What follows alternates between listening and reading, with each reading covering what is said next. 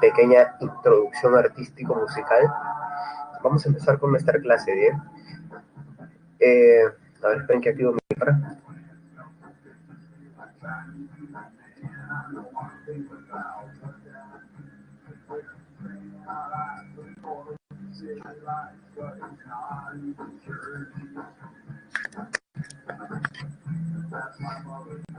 Bien, chicos, ¿qué tal? ¿Cómo están? Vamos a seguir con nuestra clase de... Vamos a seguir con el tema, la temática de estética, pero en este caso vamos a tratar de explorar una temática distinta a la de la semana pasada, aterrizando un poco las problemáticas que ya habíamos visto en torno a qué era el arte, qué se consideraba arte, qué no, las definiciones de arte, y un poco eso que habíamos anticipado sobre la relación entre arte y sociedad, hoy día vamos a tener tiempo de desarrollarlo con más tiempo, ¿bien? Buenas tardes, Pilar, ¿cómo estás? Entonces, esta es una clase, creo yo, especial. Lo primero que vamos a hacer es tratar de observar algunos movimientos de arte contemporáneo, ¿sí? Vamos a tratar de captar algunas diferencias que ya de por sí tienen presupuestos estéticos filosóficos, ¿sí? Y bueno, pues también esto nos permitirá ver o entender alguna relación respecto de lo que es el artista, el papel del artista, que es el arte también de alguna manera, los efectos o la función del arte, y obviamente también exploraremos ya hablando de los movimientos artísticos, algunas ideas sobre lo que vamos a ver más adelante, que es la relación del arte con la sociedad. Obviamente hoy día también vamos a tratar un problema muy interesante, que es el problema de la belleza. ¿Dónde está la belleza? ¿En el objeto o en el sujeto? ¿No? Acá podríamos recordar algunas tesis axiológicas para tratar de tenerlo como marco previo, ¿sí?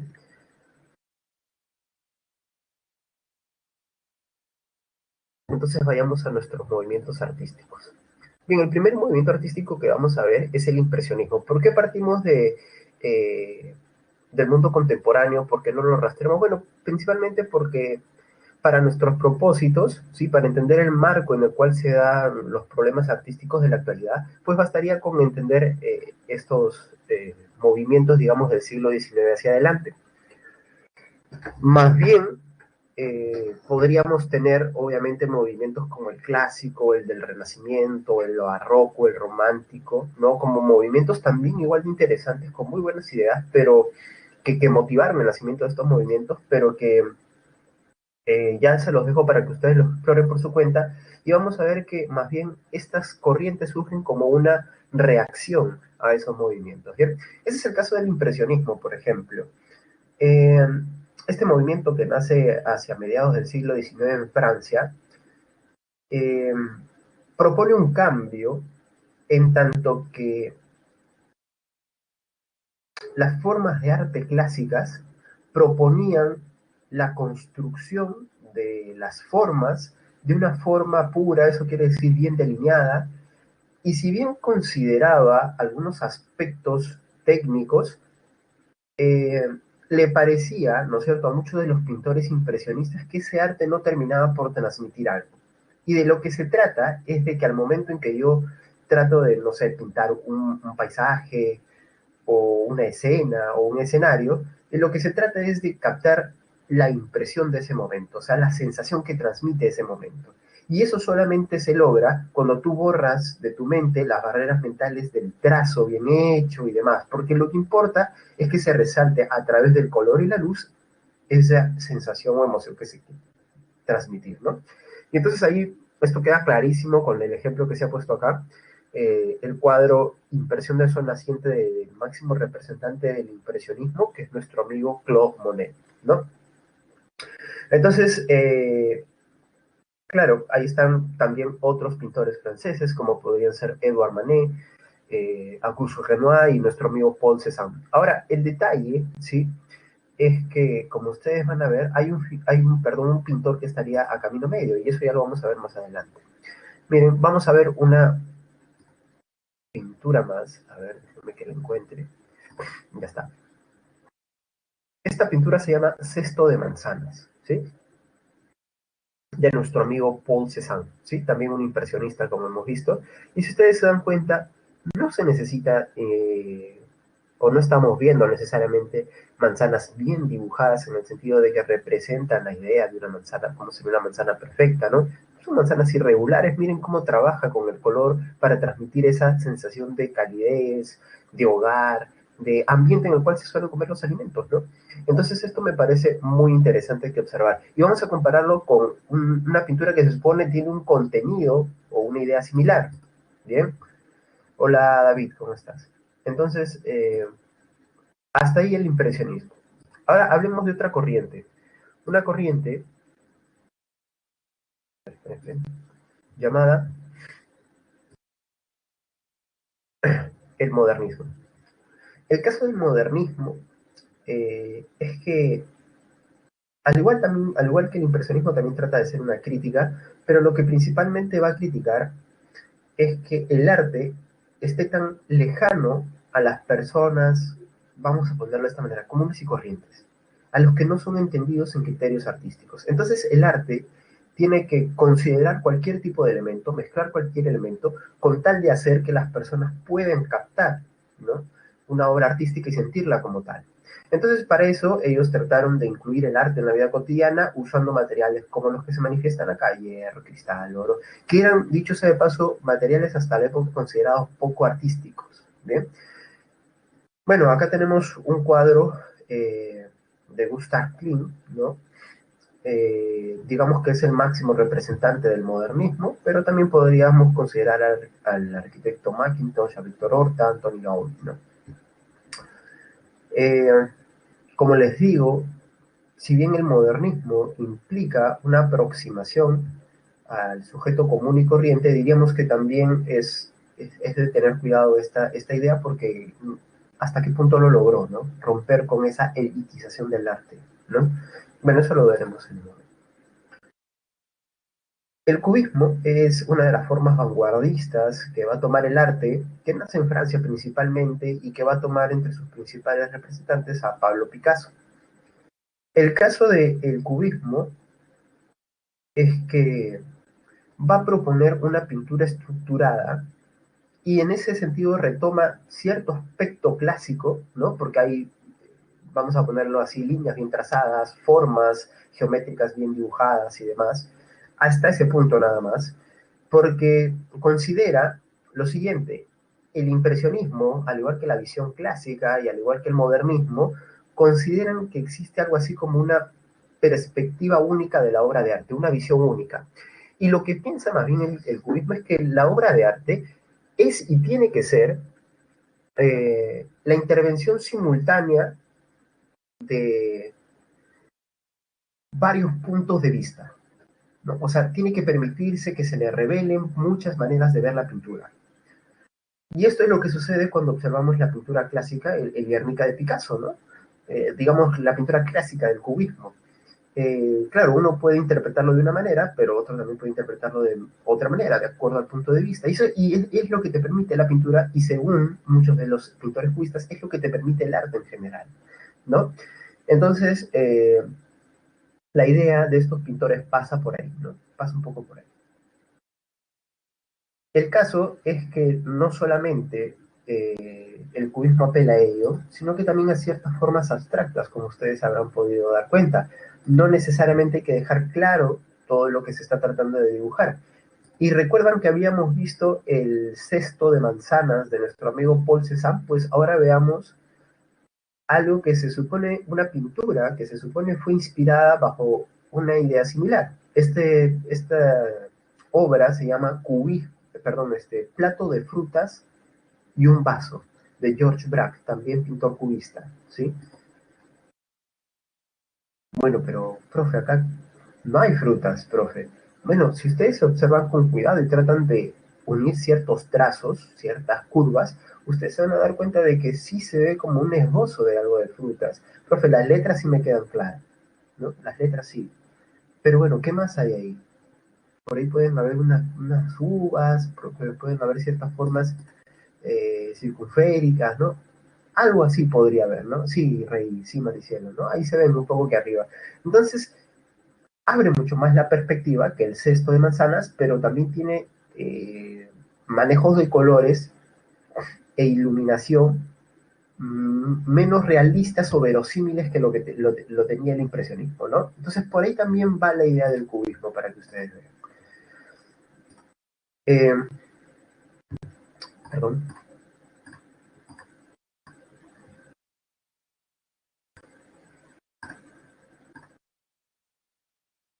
Bien. Y ahora tenemos el expresionismo. El expresionismo surge como una crítica, nuevamente, a, al impresionismo, ¿sí? Pero básicamente al impresionismo por el siguiente hecho. Lo que sucede es que el impresionismo considera que la emoción surge del escenario mismo, de lo que se está tratando de representar. Diríamos que el impresionismo, desde el punto de vista del expresionismo, tiene más esta tendencia imitativa que representaba Platón o que manifestaba Platón como la definición de toda obra de arte. Entonces lo que dirá el expresionismo es que lo que caracteriza el arte no es que yo capte la emoción o las sensaciones de un momento, de un escenario, sino lo que hace precisamente al arte es que se puedan transmitir los sentimientos del artista. O sea, hay un punto de vista subjetivo donde lo importante es el mundo interno del artista. ¿Bien? Entonces, hay emociones fuertes en los cuadros que se pintan y sobre todo que no importa si distorsiona os parece poco verosímil lo que se está pintando, porque lo importante es tratar de transmitir la emoción que ha inspirado al artista y que es la que se está finalmente tratando de llevar a la espectador. Entonces, en Saturno devorando a su hijo de Francisco de Godoy se ve esto de una manera clarísima, ¿no? Pero, permítanme, miren este retrato de Bruder el Viejo, ¿no es cierto? Se llama Viejo retrato de una anciana, ¿no? Eh, entonces, ¿qué es lo que estamos viendo? Hay emociones de por medio, ¿no es cierto? Hay una imagen casi caricaturizada de una mujer anciana, pero lo que nosotros podemos ver es que hay cierta expresión en el rostro de la anciana que tiene que ver sobre todo con la manera en cómo el artista deja ver su visión de esa mujer, ¿no? O de la idea de esa mujer que lo inspiró. Entonces, miren ustedes, ¿no? Uno podría decir, profe, me parece un tanto, de repente hay algo de pobreza de por medio, ¿no? O profe, me parece un tanto melancólica. Bueno, ahí está. Son quizás todos esos los sentimientos que inspiraron, ¿no es cierto?, al pintor al momento de acercarse o hacer esta pintura. Eh, Ahora, yo les hago una pregunta, ¿no? Si es así, ¿no? Si es así, que esto es el expresionismo, la pregunta es, un pintor reconocido como nuestro amigo Van Gogh, ¿dónde estaría? ¿Es impresionista, modernista, cubista o expresionista? Ahora vamos a poner una pintura de él, ¿sí? Déjenme. Ahí está. Mírenlo.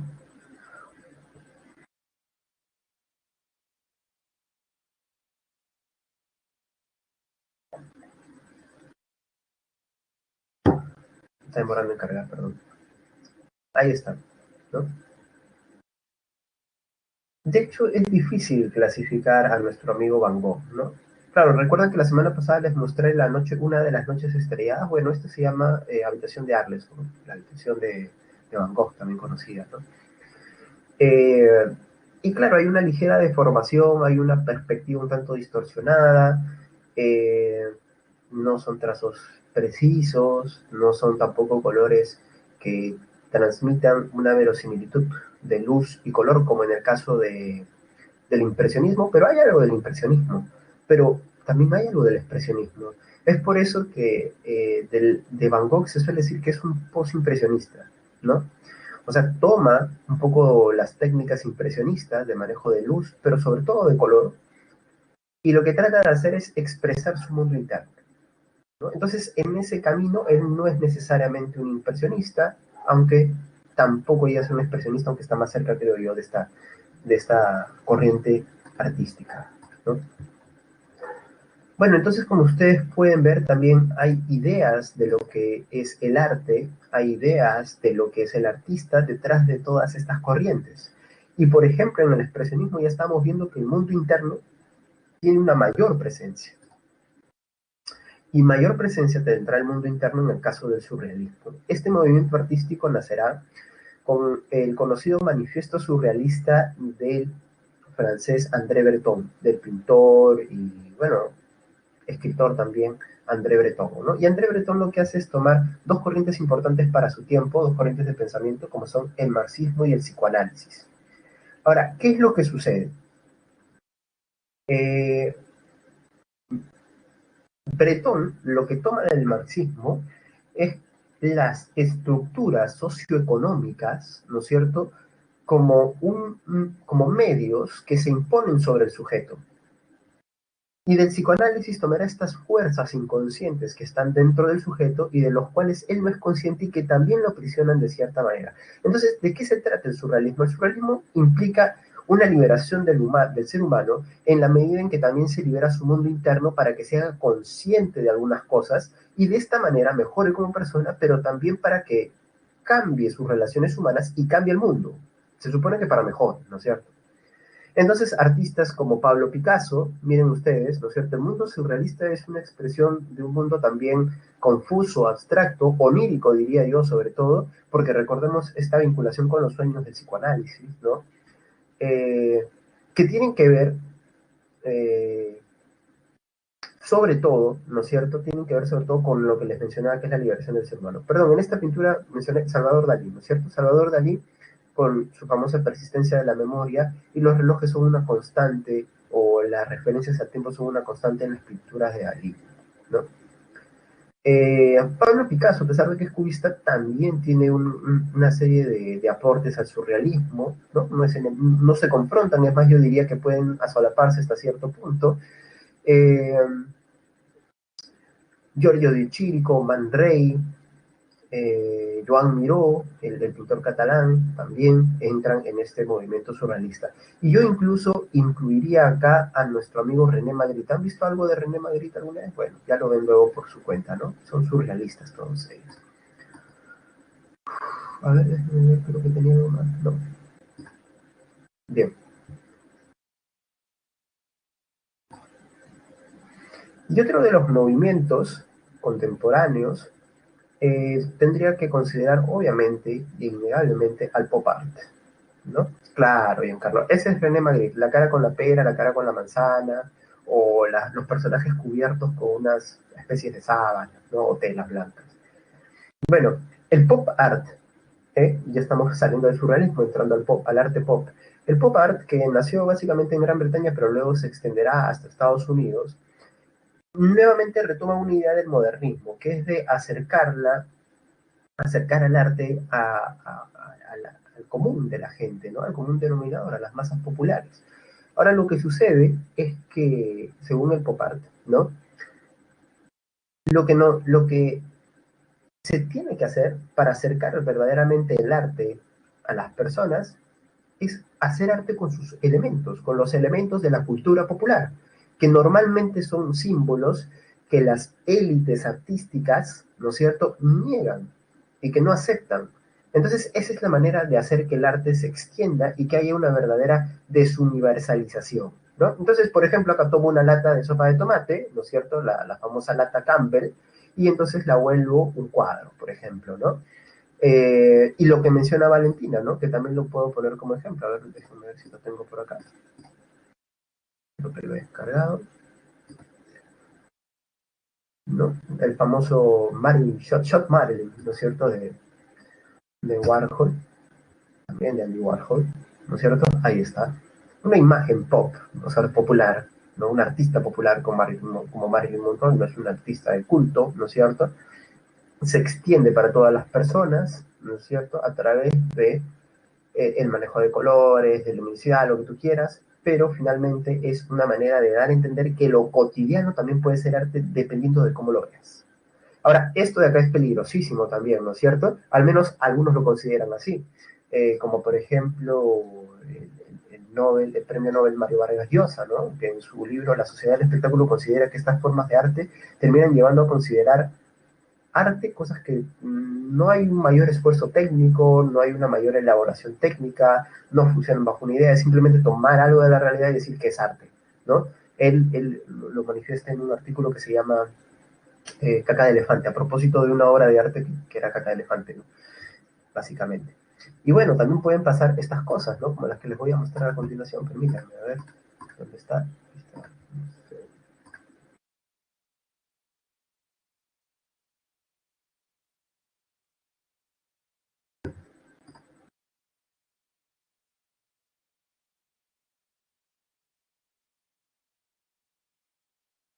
¿No? Esta se supone que es una obra de arte que estuvo en exhibición en un museo de nuestro amigo Marcel Duchamp, ¿no? El escultor francés, el artista francés, y que bueno, básicamente es una expresión del arte popular, pero más que todo del arte postmoderno, ¿no es cierto? El arte que había rompido con criterios clásicos o los criterios racionales, y se supone que expresa que el arte puede estar en cualquier lado. Bueno, y acá hay anécdotas muy, muy curiosas, ¿no? A ver, déjenme ver si encuentro por ahí el artículo para pasárselo.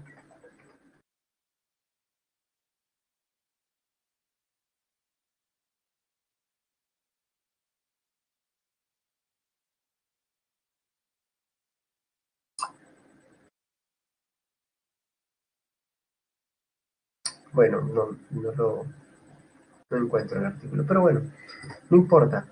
Eh, bueno, esto que puede parecer, como dice Brian, un robo de binario, ¿no es cierto?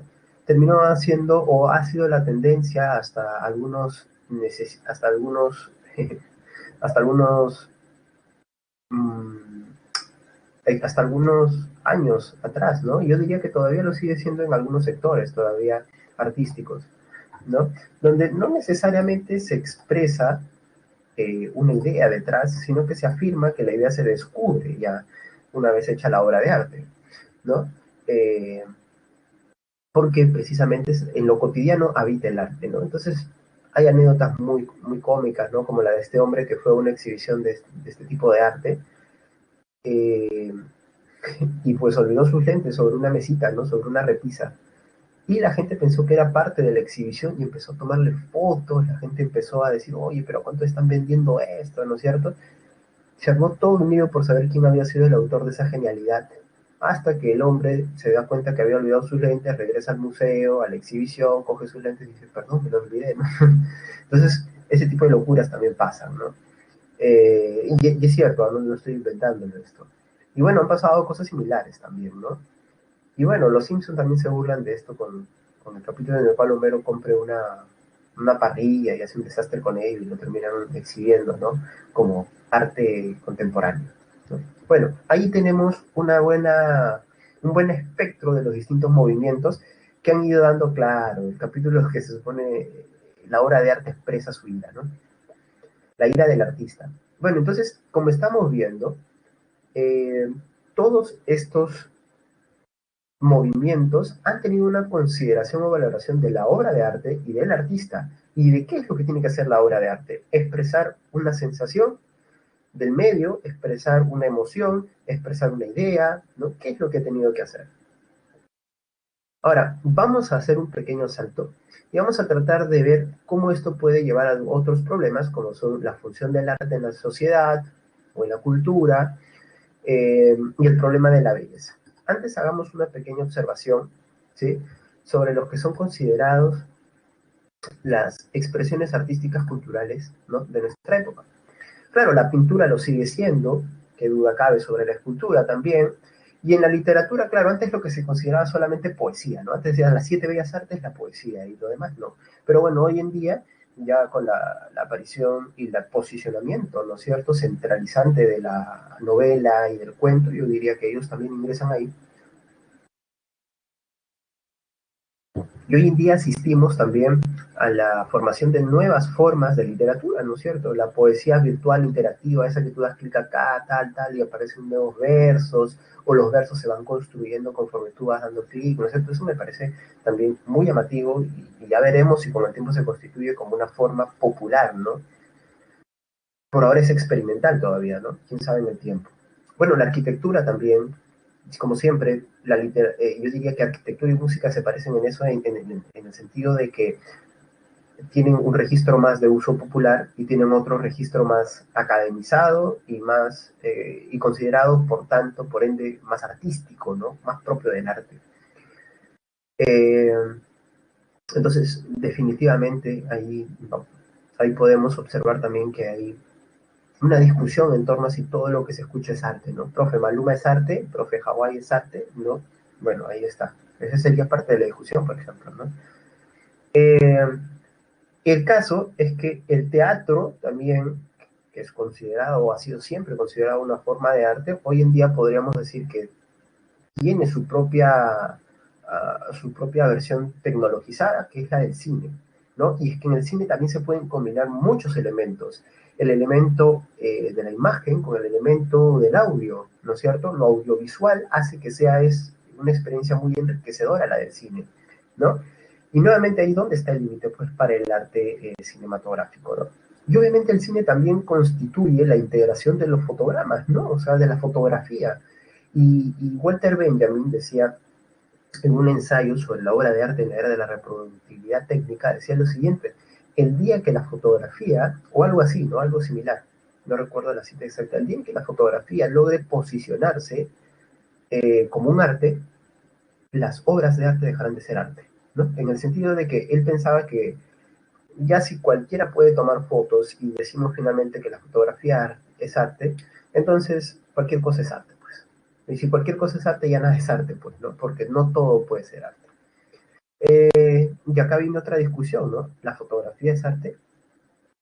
Yo creo que la fotografía es una de las principales herramientas de expresión, no solo vamos a discutirlo artísticamente, sino cultural de nuestra época, ¿no? No serían tan interesantes las redes sociales sin toda la fuerza que ha tomado la fotografía y la industria fotográfica, ¿no? Entonces, fotográfica a través de celulares, ¿no? No solamente las cámaras de fotos per se. Entonces, está interesante de observar como una discusión. ¿Es la fotografía, es o no es arte? Una discusión por demás, ¿no? Que se puede definir muy bien y algunos dirían, no toda fotografía es arte, ¿no es cierto? Por ejemplo, les comparto esto para que lo puedan ver, a ver. A ver, ¿dónde está? ¿Dónde está? ¿Dónde está? Acá está.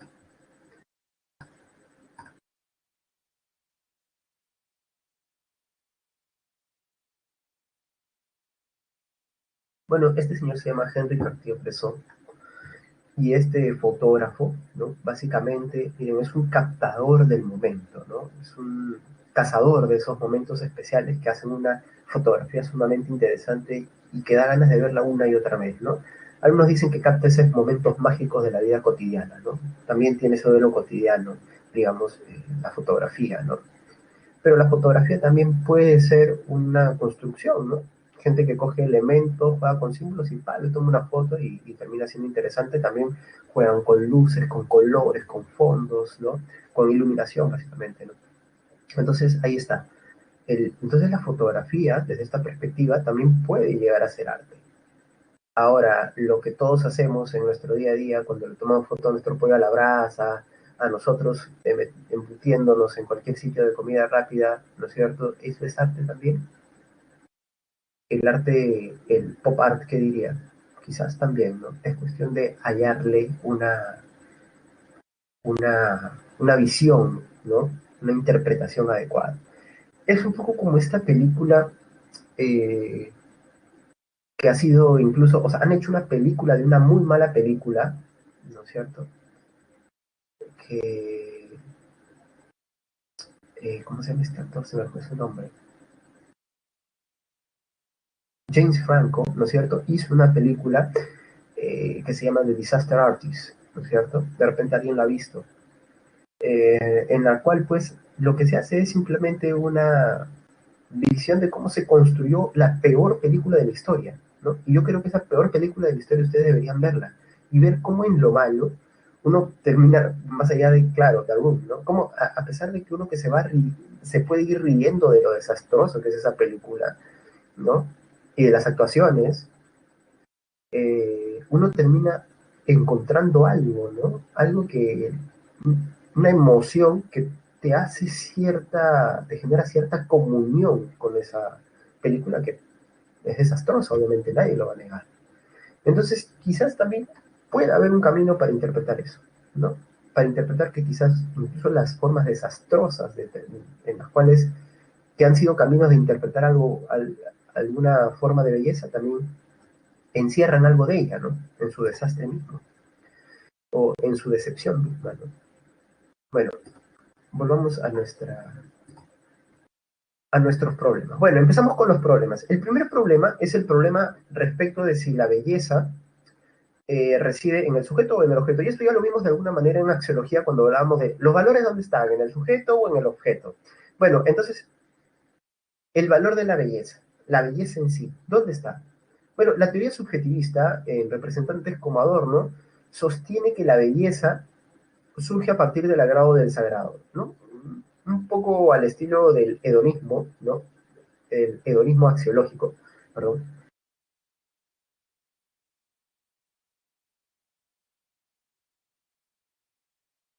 En la edad, chicos, hace que cruja un poco ciertas partes del cuerpo.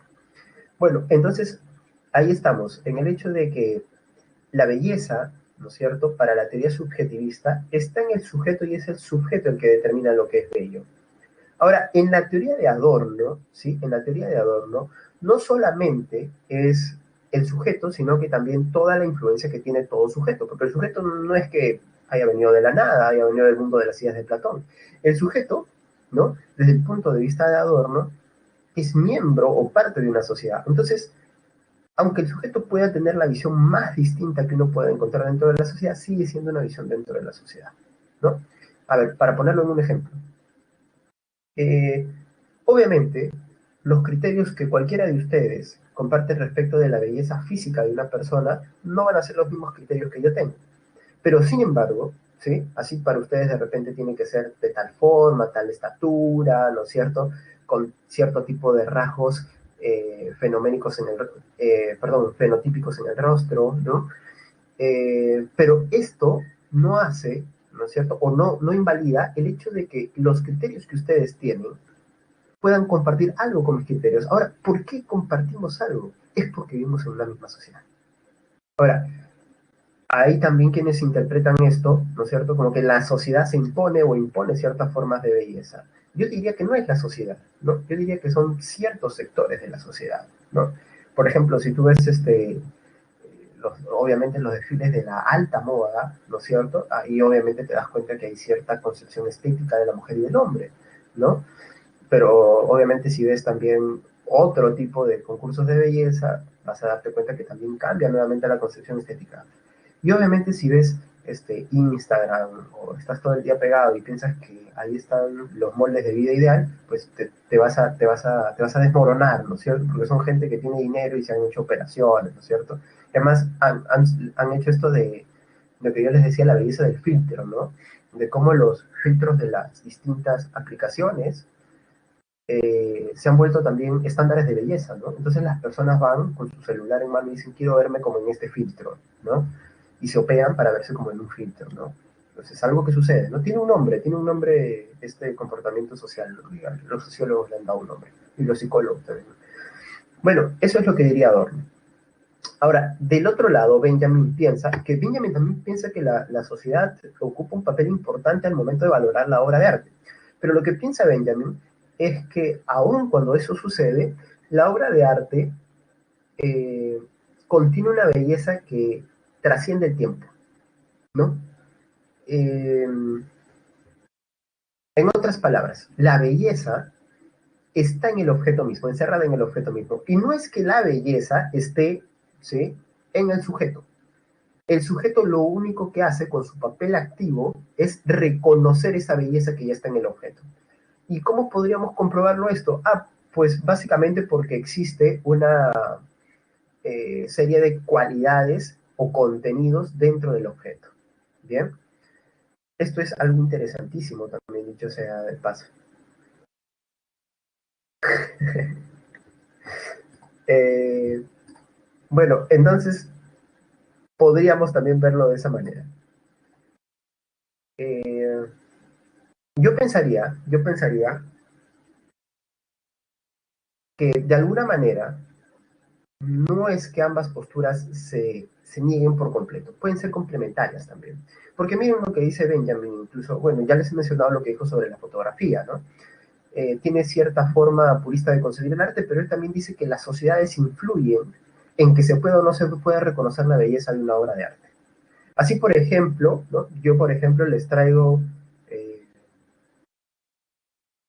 no sé, una Venus de Milo, o a ver, vamos a poner este ejemplo, a ver si se puede, ¿no?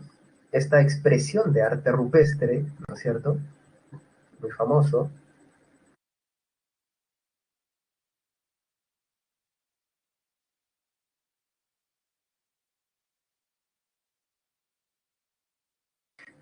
Bien, uno podría decir, en este caso, eh, ¿hay algo que me transmita? ¿No? ¿Se me puede transmitir algo? Profe, la verdad es que no, yo solo veo un conjunto de manitos ahí, ¿no? Pero claro, es porque Benjamin diría, ahí está el papel de la sociedad. Nosotros todavía no concebimos lo que puede haber sido algo superior, porque nosotros en nuestra época ya estamos acostumbrados a la reproductibilidad técnica. Pues, tantas fotos al día que esto nos va a parecer pues cualquier cosa, ¿no es cierto? Pero si lo vemos en su contexto o en su circunstancia, quizás esto sea la obra de arte más genial del mundo, ¿no es cierto? Y quizás una de las primeras expresiones artísticas célebres. Entonces, la pregunta que nos haríamos con Benjamin es, claro, la obra de arte es por sí bella, pero el hecho es que también tiene que haber un sujeto que sea capaz de reconocerla o bajo criterios que le permitan reconocerla. Entonces eso también está interesantísimo, ¿no? ¿Puede conciliarse de alguna manera el subjetivismo con el objetivismo? Bueno, en axiología lo que hemos visto es que hay un punto medio, ¿no es cierto?, de acuerdo al problema de quién constituye el valor, que es lo que nos dice nuestro amigo Riccieri Frondizi, ¿no? Con su teoría, eh, con su teoría perspectivista, ¿no? Así es, sería así, Rey, ¿no? Ahora, el hecho de que nosotros no captemos, como tú dices, o que no descubramos, ¿no? Ese valor, esa belleza, no quiere decir que el cuadro pase a ser inmediatamente feo, ¿no? Es como que, eh, para recordar algo que me han escrito por ahí, ¿no?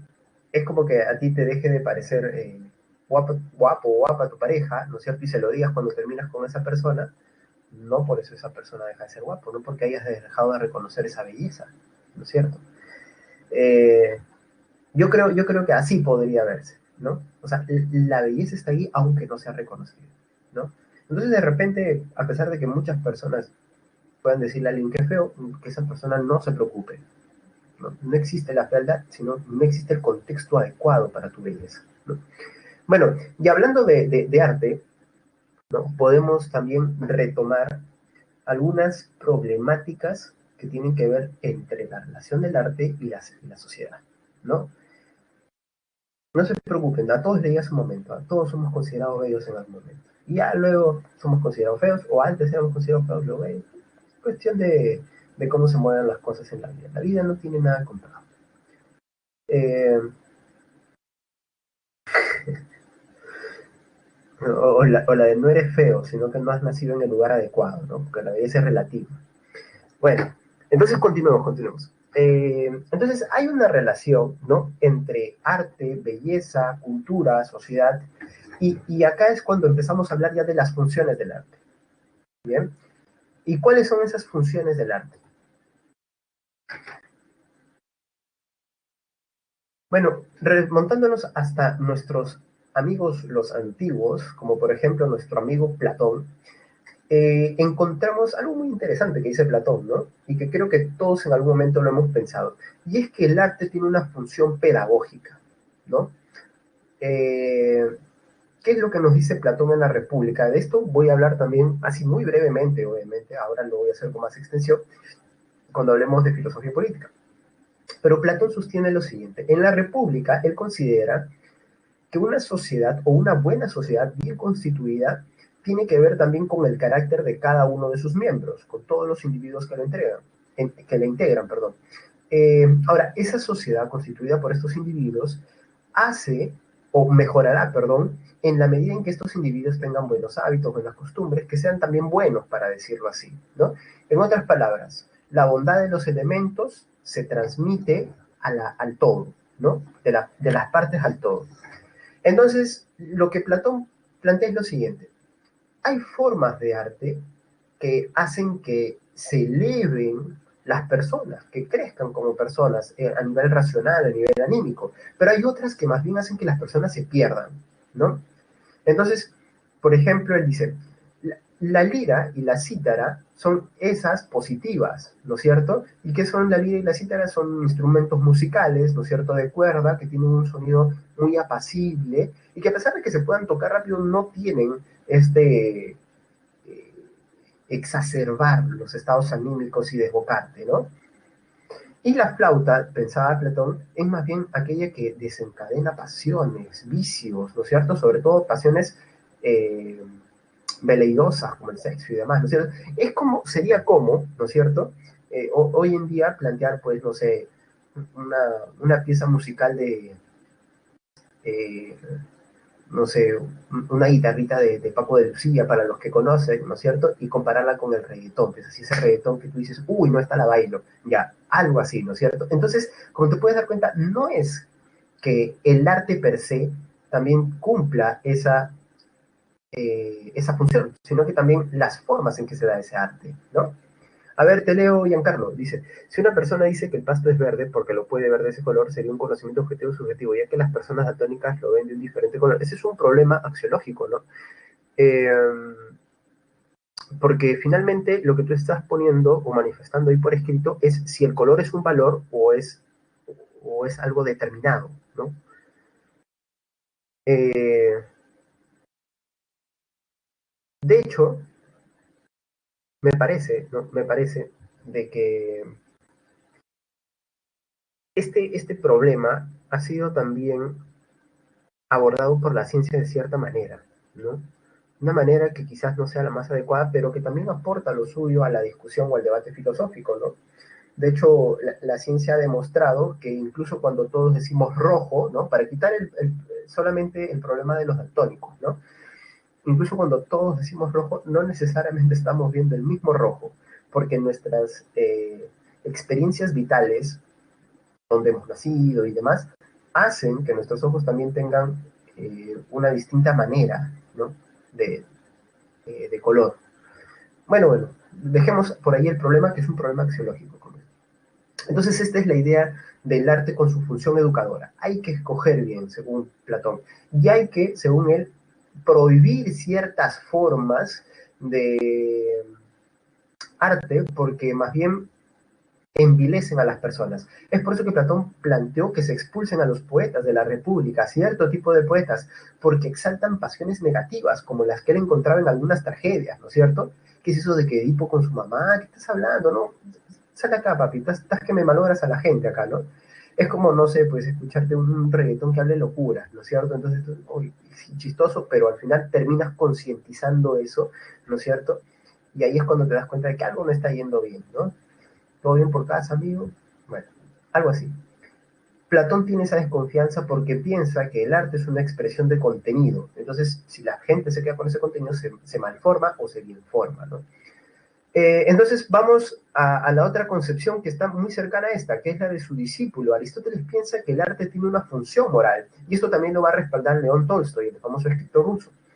El caso es que Aristóteles, ¿no es cierto?, nos dice que el arte es una forma de transmitir buenas costumbres y el ser prudente. Es por eso que él piensa también que las leyes pueden entrar a reglamentar ciertos tipos de arte. Es decir, oye, este tipo de arte no es adecuado para una vida en sociedad armónica o plena, ¿no? Más bien perjudicaría a la sociedad. De repente Aristóteles viviese en nuestro tiempo y diría, bueno, voy a probar, a probar el reggaetón de ciertos músicos urbanos y de otros los voy a prohibir, ¿no es cierto? De repente la bebecita prohibida, ¿qué es eso que bebe Link, que toma whisky? No, pero es una locura, ¿no es cierto? ¿Cómo vamos a promover esto? Y todavía los que más lo escuchan son jóvenes, ¿no es cierto? Bueno, estoy imaginando nada más, ¿no? Estoy imaginando. Eh, entonces de lo que se trata es de promover ciertas costumbres, ¿no? Ahora, lo que piensa Tolstoy es que después de las etapas de guerra, ¿no es cierto? En esta etapa de posguerra, ya no podemos seguir dejando que el arte se mueva bajo sus propios criterios. Hay que darle un criterio moral, para el religioso, obviamente, a lo que estamos creando dentro de la comunidad cultural, los artistas. de lo que piensa Tolstoy es que se tiene que buscar la manera de expresar valores, grandes valores, la solidaridad, la unión con el otro, ¿no es cierto? Y así evitaremos llegar a estas etapas pues, de guerra, porque esto es producto también de toda una trama cultural, ¿no es cierto? Eh,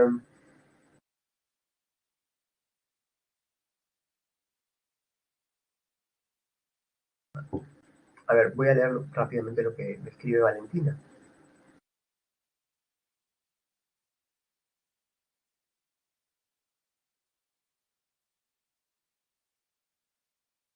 Ah, mira tú. Entonces él sí era un daltónico, ¿no? Definitivamente. Si era, si él decía que era rojo y era verde, era, es daltónico, ¿no?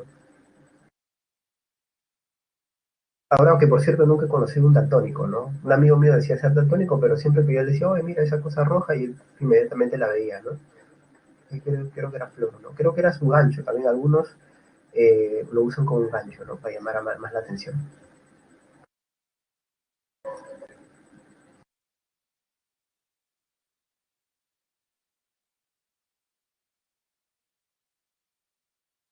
Aunque creo que el experimento que tú estás comentando, Valentina, ¿no? Puede ser algo así como una aceptación también, ¿no? Algunos dirían, hay un psicosocial ahí, ¿no? Pero bueno, eso es también, esto es lo que tú expresas es lo que está detrás de la idea de por qué suceden los milagros según algunos psicólogos, ¿no? Según algunos psicólogos sucede que a veces una persona ve algo y lo expresa con tanta emoción y basado en tantas creencias de por medio que los demás empiezan a ver lo mismo, ¿no? Bueno, continuemos. El caso de Benjamin es que él va a resaltar otra función del arte que ya no es ni la pedagógica ni la moral, que de hecho, sea de paso, estaban muy cercanas, ¿no? Porque una pedagogía también implica enseñar algunos valores morales. Benjamin lo que dirá es que las obras de arte son signo, funcionan también como signo de poder y de riqueza. Si lo pensamos, ¿no es cierto? Más allá de que la belleza de las obras de arte trasciendan el tiempo, lo que sabemos es que quienes las tienen son personas que pertenecen a una élite, ¿no es cierto? Que donde la vida y sus posibilidades económicas les ha permitido apreciar lo que es arte, ocultarse de esos criterios, pero también les ha permitido, pues, tener el poder adquisitivo para comprar esas obras de arte y poseerlas, ¿no? Ahora, esa es la visión de Benjamin. Está la visión también del arte como forma de conocimiento. Acá, ¿quiénes pondríamos? Bueno, de alguna forma Aristóteles estaría acá, ¿no? Pero como hemos visto también, él concibe la función moral del arte. Pondríamos a Kant, a Schopenhauer, ¿no es cierto? Porque ellos decían que la obra de arte, tanto en la construcción como en la contemplación, es un sumergirse en ella. Entonces, el arte es arte por la satisfacción misma que produce, no por las consecuencias que tiene. Y ahora, cuando tú acudes al arte, descubres ideas. Eso es lo que decía Schopenhauer y de alguna manera también lo dice Kant cuando nos manifiesta de que el arte es el momento donde se une la razón a la voluntad y tú puedes captar cosas sin necesidad de procesar lógicamente todo. Captas inmediatamente, ah, mira, entonces acá hay una injusticia o lo que sea, ¿no? Entonces, Heidegger va en ese mismo sentido. El filósofo alemán Martin Heidegger, a quien vimos en nuestra semana de antropología filosófica, dice lo siguiente: la existencia, ¿sí? La existencia humana y la existencia en general, el ser, ¿no es cierto?, como él le llama, eh, se oculta de alguna manera, nos oculta cosas. Y el arte es la manera de desocultar esas cosas. Hay que mostrar esa verdad. O sea, la verdad es lo que se nos oculta, ¿no es cierto? Y hay que hacer una alfeya, hay que mostrar lo que está oculto. Entonces eso es el arte. El arte es una creación que desvela la verdad del ser, de la realidad, ¿no es cierto? Y esto no, obviamente no es solamente racional, tiene que ver con emociones, una serie de elementos, ¿no? Y finalmente tenemos las posturas de Adorno y de Mariátegui, quienes ven en el arte la función sobre todo crítica, ¿no? Que como hemos visto también es racional. Y esto tiene que ver con el hecho de que desde la lectura del marxismo, ¿no es cierto?, hay siempre condiciones culturales derivadas de las luchas de clases. Entonces, obviamente, una obra de arte no solamente imita los valores que hasta el momento se han dado como lo bello o como lo artístico, sino que también tiene la posibilidad de revisarlos, analizarlos y criticarlos, ¿no? Esto según nuestro amigo Adorno y según Mariátegui. No, no Aldo, no José Carlos, el abuelo. Bueno, y entonces llegamos finalmente a el problema de la esencia de la obra de arte. Cuando analizamos una obra de arte, finalmente, ¿qué es esta? Según Cassirer, ¿no es cierto? Ernst Cassirer, a quien también hemos visto de pasadita en antropología filosófica, recordemos que para él el ser humano es un ser simbólico. Entonces, ¿qué es el arte? El arte es un conjunto de símbolos, al igual que es cualquier lengua, o bueno, cualquier lenguaje, al igual que lo es también cualquier conjunto de conocimientos. O sea, lo que caracteriza al arte es que es una expresión humana plena, porque es símbolo, es el símbolo mismo, ¿no es cierto? Entonces, por ejemplo, alguien quiere hacer música, ¿qué tiene que hacer? Partituras musicales, escribir notas musicales sobre el pentagrama, ¿no es cierto? Una pintura también implica una concepción previa de los símbolos que voy a usar, y Gadamer piensa lo mismo, pero le suma algo, porque Gadamer es hermeneuta, entonces él va a decir, sí, es símbolo, pero para construir ese símbolo, y eso es lo que diferencia el símbolo artístico de cualquier otro símbolo, implica una actividad lúdica, o sea, hay algo de juego, jugar con los colores, con las técnicas y demás. ¿Bien? Ahora, añadirle a esto, ¿qué cosa? Que este juego y el resultado de este juego, ¿no es cierto? O sea, la obra de arte que implica lo simbólico y lo lúdico a la vez, es también parte de un juego interpretativo, así como las canciones que yo les hacía escuchar la semana pasada, ¿no? Las escuchabas y obviamente no solamente te producía pena, tristeza, sino que también podíamos ver que a otras personas les podía producir otra cosa, ¿no? A otros dicen, pero profe, ¿cómo va a poner Tchaikovsky? ¿Qué está hablando? Póngame algo más actual, el profe, ¿no? Póngame un J Balvin, ¿no es cierto? Algo así, pues. Ya, está bien. Esa es tu interpretación. Hay otra interpretación, me diría, ahí está, es el juego interpretativo que se da. O sea, el aspecto lúdico se da en la construcción de la obra, pero también en la interpretación de la obra, según nuestro amigo Gadamer. ¿Bien? Entonces, eso un poco es la visión de la obra de arte, de la esencia de la obra de arte, ¿no? Y para terminar, solamente resaltar algunos detalles, ¿no? Esto que les voy a mostrar a continuación, ¿se puede considerar arte? No. Ustedes veanlo, analícenlo, juzguenlo por su cuenta. Hay que recordar que la obra de arte también es una expresión cultural. ¿Y qué significa que sea una expresión cultural? Perdón. Que la obra de arte sea una expresión cultural quiere decir que al momento en que alguien hace arte, ¿no es cierto?, está también mostrando los códigos culturales.